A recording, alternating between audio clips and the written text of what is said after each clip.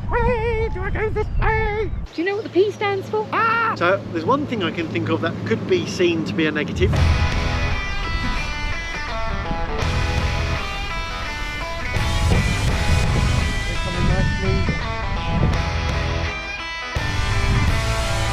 So we're going to talk to you today about the Niviuk IKUMA 3 and the Niviuk IKUMA 3P. Do you know what the P stands for? It stands for plume, which is as in the feather. They are both high Bs. Talking about the build quality of the IKUMA 3 and IKUMA 3P, well, they're absolutely sublime. The build quality is absolutely top notch.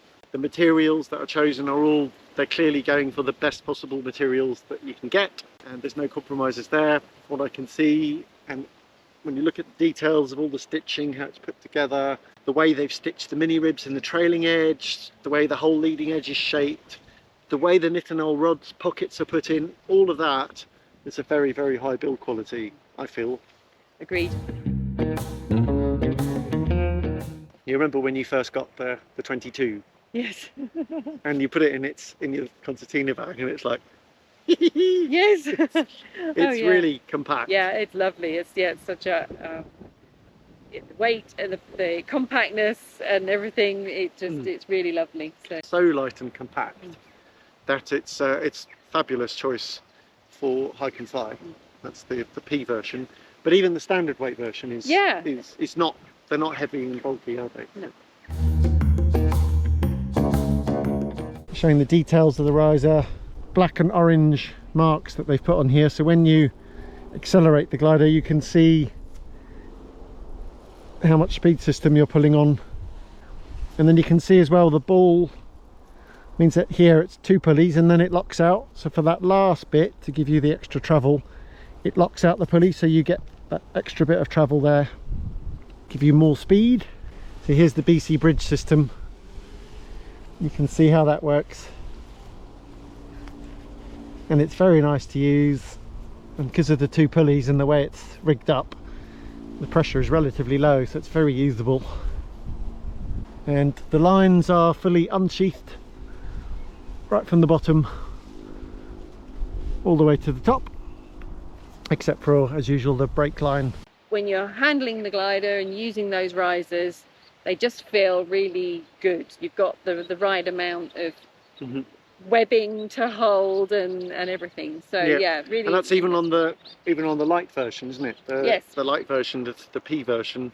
They've decided, rather than going for trying to get the weight of the risers down a few sort of 100 or more extra grams, they've prioritised the risers being very nice to handle. I totally agree with that. They're really nice to play around. If you're kiting and playing around with the risers and doing that, they're very easy to handle. Yeah. And in the air as well, when you're doing, say, the big ears and things like that, they work really well, don't they? Yes, they do. Yeah.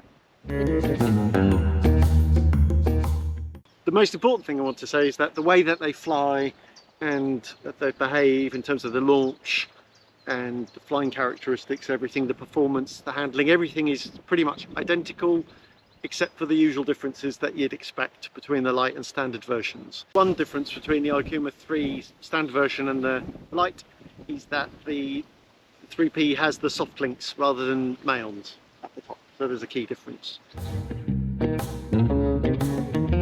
One of the things with the Niviuk IKUMA 3P that I've been flying the 22, and what I've found is the ease of use of it on the ground. It's just lovely, and defining lovely. You can build a nice wall, easy peasy. Now I've launched in Colombia with this glider, and in light winds, nil winds, strong winds back here in the UK, and everything. Hurricanes, tornadoes, lightning. No, sorry. Everything in between. And I think what I would say with all of my launches, with all of the different sort of wind strengths, how easy the glider is for that. Forms the wall really nicely, you get a really clean wing, and then when you launch, the glider comes up very positively, but not too fast, and it doesn't do the pull, it doesn't have any kind of pulling, even with a strong wind, which when you do kind of expect it a little bit. You think, oh, am I going to get the pull? No, there's no pull. It's such a clean profiled wing that I think that it just comes up through the air really nicely, sits where you want it to go, and cuts through the air, and off you go and fly. Yeah, generally the launch in all conditions, it seems to be an all-rounder. I think for ground handling, it's the pilot demands for a high B, I think on the easy side for a high P wing. They're more like a mid B, I think. The launch pilot demand, the kiting, it's definitely a bit easier than its predecessor. So the Ikuma 2, which I think was a really fantastic glider. Check our review on that. And with the Ikuma 3, they seem to have evolved that whole process. I mean, actually, I think the wing feels like a new wing to me, although it does have a similar kind of feeling to it. But I think the demands on the ground are a little bit easier, particularly in strong conditions. Very, very, very good forward launching. One, because it assumes its shape really well. It has a tendency to fill up really nicely. The easy pull up with the very good feedback. You can clearly feel what the glider's doing behind you. And then the fact that it comes up and it comes at a progressive speed, not too fast, no tendency to drop back. And then at the top, it's very easily controllable. I think overall it's easy in all of the different sort of launching situations that I've done, with the forward launching in light winds, nil wind, through to slightly stronger winds here in the UK and stronger days. It's never given me a feeling of, oh, this is all too much and it's just pulling me, and it's so yeah, it's a very confidence inspiring wing. What I love about the Ikuma 3 is that it's a responsive glider. It really, I feel that it's talked already about actually having the sort of solidness to it, but at the same time, actually, it's a sporty little race car. So you've got that feeling of kind of like a reassurance to the wing, and that it's taut and tight and just ready, and it cuts through the air. But at the same time, you've got a wing that wants to move and actually get into the thermals. It rolls banks nicely, not too much, and you can really get a nice turn with the whole wing. So it's got energy, and it's fun. Yeah, the feeling that the glider gives you, it's got a very nice level of communication, but at the same time this high comfort factor. It's on the responsive and agile side, without being, I mean, you said sporty, but what you mean is like sporty fun. Yeah, sporty fun. Sporty fun, not sporty as in sporty. And yeah, the turn is really, you can make it turn very nice and flat. So it does really well in lighter, weaker lift.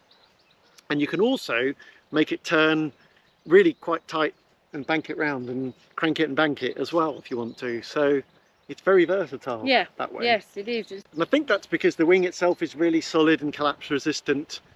And so they've got the handling, rather than it being dampened out, by having the wing being very solid and cutting through the air nicely and keeping its shape really well, so that when it cuts round, I guess the glider is just keeping its shape really well. So from brakes up, there's a contact point, which is, I guess, around 10 centimetres. It's not long and it's not very short.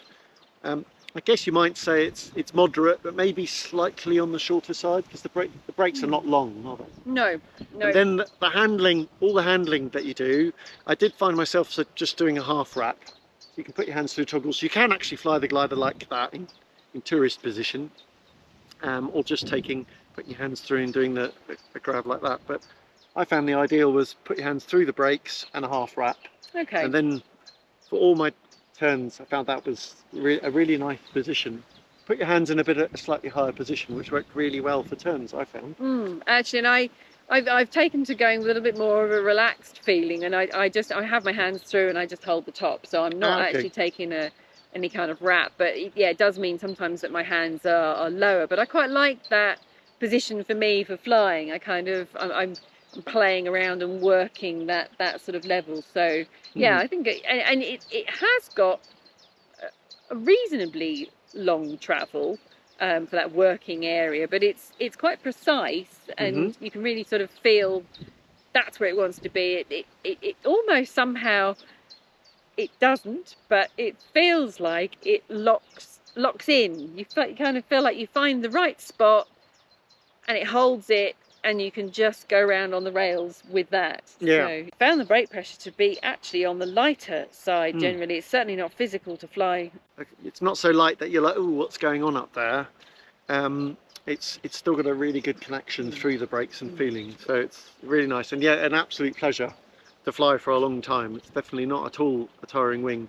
Fun to fly, good feeling, not twitchy, not overpowering in any way. It's fun. Yeah, it is a lot of fun. I agree. I really enjoy flying the Akuma 3. It makes me smile. It's a real pleasure. It's a real pleasure-giving wing, and yeah, really enjoyable. The handling, the feeling of it, the fact that it's so confidence-inspiring as well, but at the same time fun. It's really quite a unique combination, I think. It's really lovely. When you're turning, kind of how easy is it to accidentally stall or spin the glider? So if you're flying along coming into topland and you're using deep brakes or slope landing, or you're turning tight in a thermal, how easy is it to stall or spin? I don't think it is that easy to spin it. I feel that accidentally. No, I think the wing is giving you enough communication so that you can feel, for me, I can feel where I want to be with my brakes, and nudging it a little bit more if I need a bit more, but not pushing it beyond and into stall spin point. So yeah. Have you ever accidentally sort of found yourself getting to the stall or spin point? No, I haven't. It's no. Really no. Yeah, I think it's got, I mean, it has got light brakes, and I think the stall point itself, the brakes do firm up quite obviously. Yeah. So they do, the pressure builds up quite a lot towards the stall point. But I think the stall point isn't particularly heavy, so some of the gliders are heavier on the stall. So I think if you're being really ham-fisted and heavy, so compared to a glider that's very heavy on the stall point, you could say it's a little bit easier to spin from my test. But I think for the level of pilot flying it, even as an easy high B, which is where I'm going to put the pilot demands, I think it's really clear and obvious that the spinning, you really should not be accidentally stalling or spinning this glider. You'd have to be quite abusing the brakes and being ham-fisted to do that from my testing. Soaring a ridge, and you're trying to work those weak bitty thermals and bits of lift. How is it?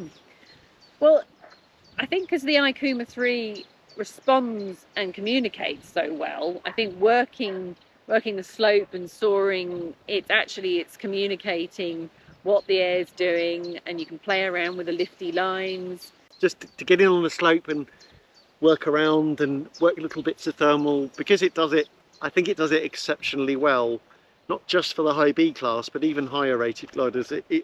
Because of that combination of a very good sink rate, very good climb rate, very nimble, agile turns, but also keeping efficient. It's not that kind of turn which is kind of cheating, where they just make it really rolly and the glider turns quick, but it loses height. It's got that combination of turning and really tight but flat and efficient, or you can really wang it around if you want. So I've been having really fun on it, kind of like woohoo! The glider does have really positive, good sink rate. It's a nice sort of thing. You can feel confident that it's going to sort of keep you up a little bit in the scratchy stuff, but also, and then in comparison to others, you're doing quite well. I think you're doing really well. I think this is a glider to be top of the stack with. Yeah. It does climb really well, even in very weak, broken bitty thermals. It does really well at that. So working the bitty thermals, it's got really good feedback, so you can feel where the lift is. You can sniff out the lifty bits. And I mean, what an XE machine. I was feeling like it was giving me enough performance. I had great sink rate, I had speed, and I could stay with the gaggle. Yes, the the high sea gliders, the Photons that we had with us, do have an edge in performance. So if a pilot was really pushing the performance, they would definitely have an edge in performance. Yeah. But with the IKUMA 3, you've got performance that feels very, very good compared to C-class gliders. Yeah. Really, Yeah. it's really excellent. I was really using those handles a lot. It was my main position with the glider was on those handles, on bar, and just feeling everything through those. And they've got such a lovely handling with them. You can really feel what's going on. You can make adjustments as required, but you're on bar and you're ploughing through the air. Absolutely, yeah, totally agree with you. It's certainly one of the very best systems there are, and it is potentially the best system that I've ever used. It's very light. I think the other one that's close is the R07 risers with Fee, and also the Supair Savage had a very similar kind of system on it. It's very light. It's one of the lightest. There's a really good feeling and connection. It's not light in a vague way. Some two-liners have very light beads, and then you kind of it's like and that's because the pressure's gone off all the weights on the front. So the IKUMA 3 again, it just has that really good connection feeling, and that because the rear risers are really light, they're very, very usable. So you can carry on flying actively with them even when it gets really quite choppy and turbulent. So once you're on the bar and you're gliding it, just for adjusting as you're going through lift and sink and adjusting that, it just works brilliantly. But also for active flying, you can just hold on to that. The pressure on bar with the IKUMA 3 is relatively light. Light, yeah. Yeah, it's light, very smooth feeling, and there's a very good connection feeling with the wing. So when you're accelerating, it is really light, but you can feel what's going on with the glider. It's not like you don't know what's happening. And accelerating, say, to a third to half bar, the glider's still super solid, picks up nice speed, keeps its glide really, really well, so very usable. And actually, right to full bar, with the pulleys locked together, the IKUMA 3 is super solid, and the leading edge is super clean. There's hardly any dimpling. Even some of the higher end C-class two-liners have more dimpling and flutter than it does. Keeps a really good, clean leading edge. If you hit chop and turbulence, you could just fly actively with the rear risers, and it's got really good control, isn't it? Yeah.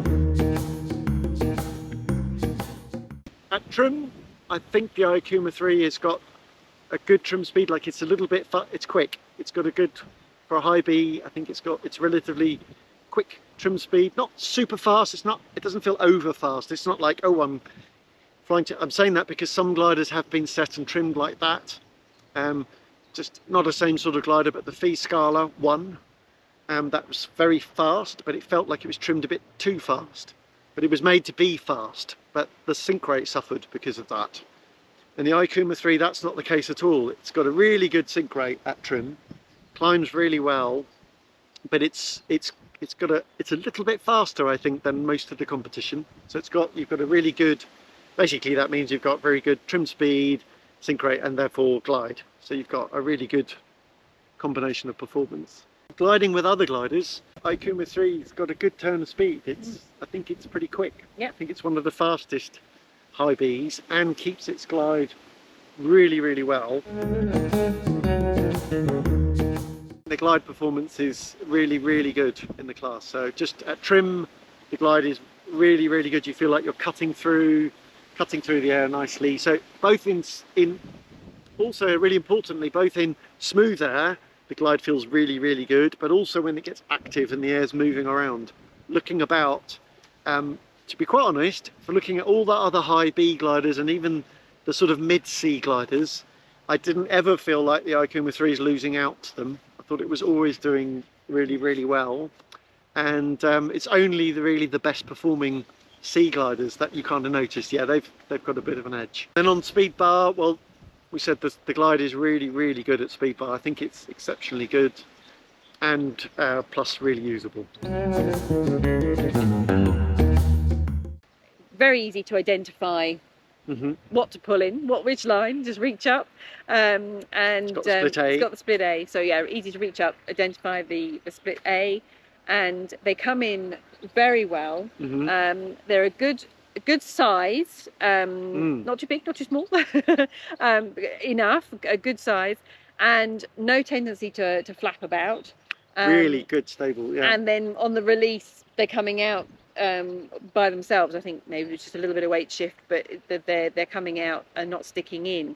Wing, it felt very stable with big ears in, no tendency to sort of be rolling me around or feeling like I was having to correct my course the whole time, actually.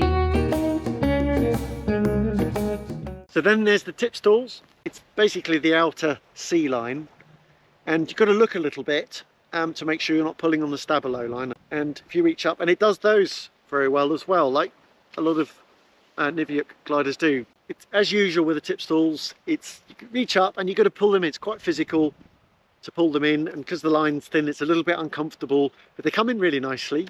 It's more important that you pull them in nice and symmetric. If you just pull one side, then it's going to cause you to turn off. And then to hold them in, as usual with tip stalls, it's quite physical. Not particularly so. There are some wings that are definitely more physical. It's very effective. So I think the descent rate you get out of the tip stalls is slightly higher than it is with big ears.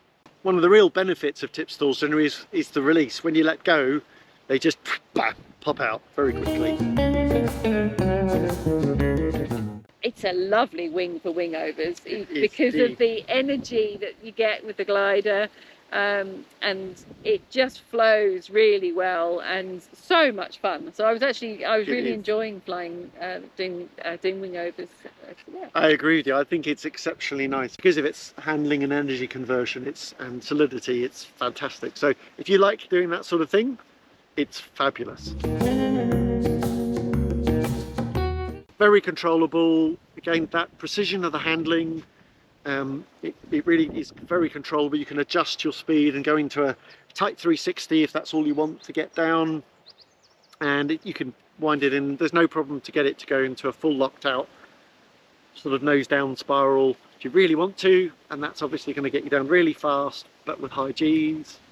But it's very controllable, and to come back out again, I didn't find any tendency for the glider to stay locked into that. It came out just a bit of hands up, a little bit of outside weight shift, and then you can feel the glider coming out of the spiral, and then you roll back in. Very controllable. So out in Colombia it's quite sporty, and we saw some gliders having some pretty sizable collapses. Did you have any collapses out there? The most I really had was little tip tucks, and I think, and the reason for that is that the glider, it gives good feedback. So, I think if anything was going to happen, it was communicating it to me so that I could correct it. And yeah. For me as well, just actively flying around, I haven't had any collapses. And I have done some collapses, some asymmetric and full frontal collapses. And I think it does feel like it's a high B wing, and so the behaviour is as expected. So with high B wings, the collapses can be a little bit more dynamic, but for the class, it seemed really well behaved, and very easily manageable, and it has a real tendency to re-inflate. So once you've collapsed the wing, and then it just pops out. Thinking about other high B wings, I think we can include in that slightly older C-class gliders. How did you feel the performance compared between them in terms of how did you feel you're performing? Well, I think a very good comparison actually we had in Colombia was they're flying with a Phi Maestro 2 light. So both light gliders, and I think performing equally. I think from some of the other sort of high Bs, it's outperforming them. So if I take things like, I think the Swift 6 Rush 6, I think it has a higher performance. It's a high performing B glider that is right up there at the top. General performance, the glide performance is right at the very top of the class. I don't see anything outperforming it in the class, and I do agree with you. It's possible it's the best performer of the class, but it's certainly one of them. So I'd put it up there with the Phi Maestro 2, and I think the Rush 6 and the Swift 6, which is the light version of that clearly glides very, very well, and it's certainly right up there. Certainly if you're a pilot that's looking for really great performance for thermaling and cross-country flying and making the most out of your thermaling cross-country flying in the high B class, then it's definitely should be very high on your list of gliders to look at. Yes. Any negative points you can think of? Well, I've been flying around, been flying all these different conditions, different days, different countries, different places all around the world. And I can't really think of anything that's particularly negative about it. Can you? I agree. I've been really struggling to think of anything negative to say because of all the things we said. I mean, it even does big ears really well. God damn it. And the B3s, the tip stalls work really well. They're quite physical. There we are. They're on the physical side, but that's, to be honest, not really for tip stalls. I'm grasping at straws here. What else? A few moments later. So there's one thing I can think of that could be seen to be a negative, depending on looking at, and that's the nitinol rods.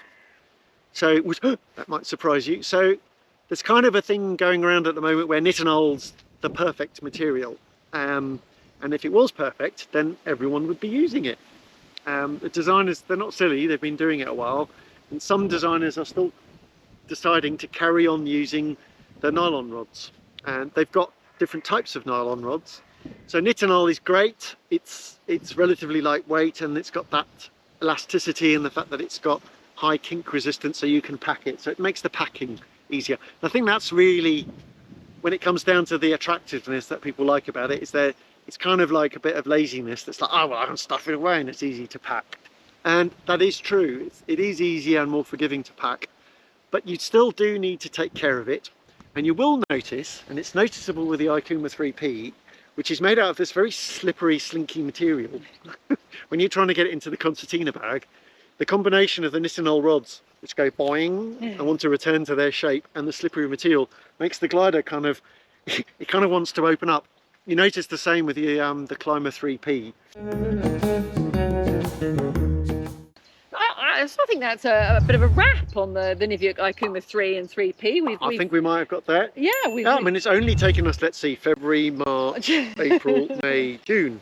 Yeah, it's only taken us 5 months of flying and many hours. Yeah, we've flown it in lots of conditions. It was fantastic in Colombia, and it's been lovely here. It's my go-to wing in UK cross country if I can get my hands on it. I think I've flown it with like a dozen different harnesses. We hope you've enjoyed this review of the Niviuk IKUMA 3 and IKUMA 3P. Let us know your feedback and your thoughts about it. Have you bought one already, or are you going to buy one? Yes, indeed. As always, at flybubble.com you can find the best harnesses, wings, reserves, and all your other gear that you might want. So go over to our website and have a look. We'll have got a really big range of stuff. We're trying to offer to pilots all of the best gear from all of the best manufacturers. That's what we're trying to do, to give you the best possible choice. Also, another thing is that as well as a load of new gear, we also have quite a wide range of used gear, so check out the used section of our website. And one thing to mention in particular is once we've finished our reviews, then we tend to then sell on the gear, because we can't keep it all. It means you've got an opportunity there to buy kit that we've really looked after, that's in excellent condition, but at a really great price. Radio, that's it. That's it. That's it. We're done.